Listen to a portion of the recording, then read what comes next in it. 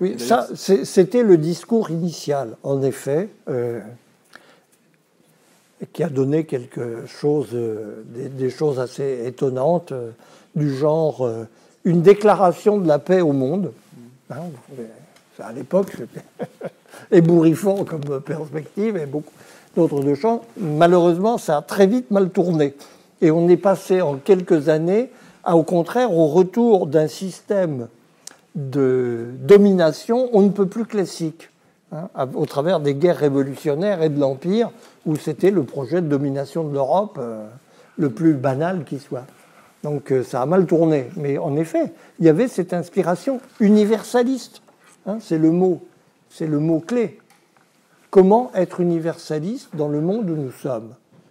C'est-à-dire ouvert aux autres, connaître les autres, au lieu de s'enfermer dans ce qu'on sait de nous.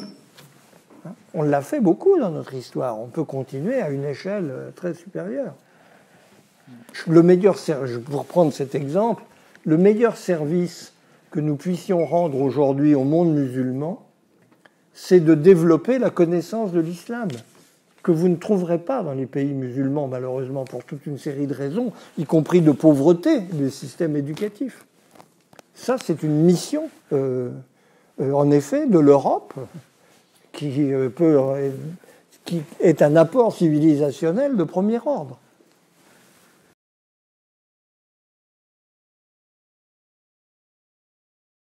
Bien sûr, vous avez absolument raison de poser, c'est la question basique.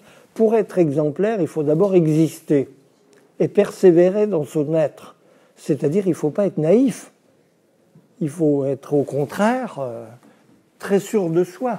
Mais ce n'est pas la même chose de prétendre exercer un leadership et de prétendre et de simplement vouloir se perpétuer dans ce qu'on a de meilleur. Évidemment que ça passe par une attitude, au contraire, extraordinairement réaliste. Il ne s'agit pas d'être tyrannique et naïf. Les Européens d'aujourd'hui sont des gogos, dont on sait très bien qu'à l'échelle planétaire, ils se font toujours rouler dans toutes les circonstances qui vont de l'organisation du commerce à... Il ne faut pas être naïf. Mais quel est le but ? Le but de cette naïveté, c'est pas de dire on va damer le pion aux autres. On peut déclarer la paix au monde, hein, la révolution. Nous, ce qui nous intéresse, c'est pas de vous dominer. Mais comptez pas qu'on va se laisser faire. Il faut savoir se défendre. Et il faut savoir s'affirmer dans ce qu'on est, y compris sur un mode non agressif. Il ne s'agit pas de contraindre, mais il s'agit évidemment d'abord d'exister. Et ça ne va pas de soi.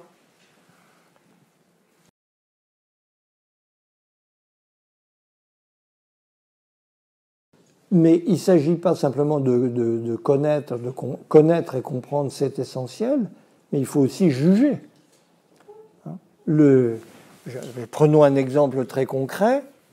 On voit bien dans un certain nombre de représentants éminents de nos élites qu'il y a une tentation chinoise, si j'ose dire.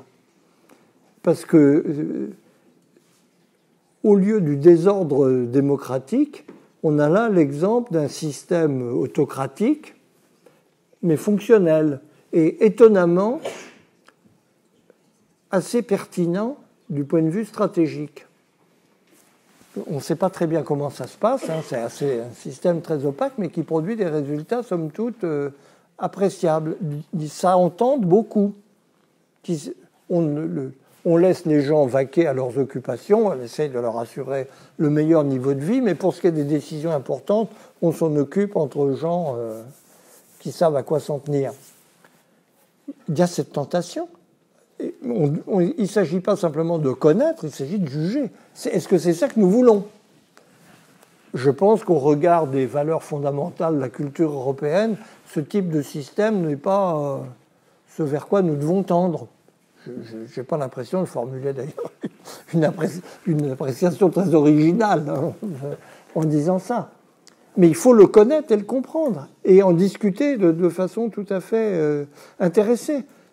pourquoi les Chinois ont-ils une pertinence stratégique plus grande que tous les acteurs qui sont présents sur la scène globale aujourd'hui?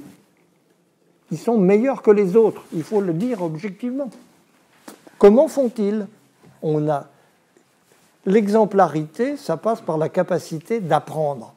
Alors évidemment, la pire des choses, c'est de se dire on est les meilleurs, d'ailleurs on est exemplaires, et à ce titre-là, tout va bien. Non, c'est pas comme ça que ça peut se passer. De toute façon, je vais vous rassurer sur un point, c'est pas possible. Parce que vous êtes très très vite rattrapé par la concurrence si vous avez l'intention de vous endormir sur vos lauriers. Et c'est tout simplement une perspective mortifère. Vous allez au suicide si vous adoptez cette attitude. On se réveille avant en général.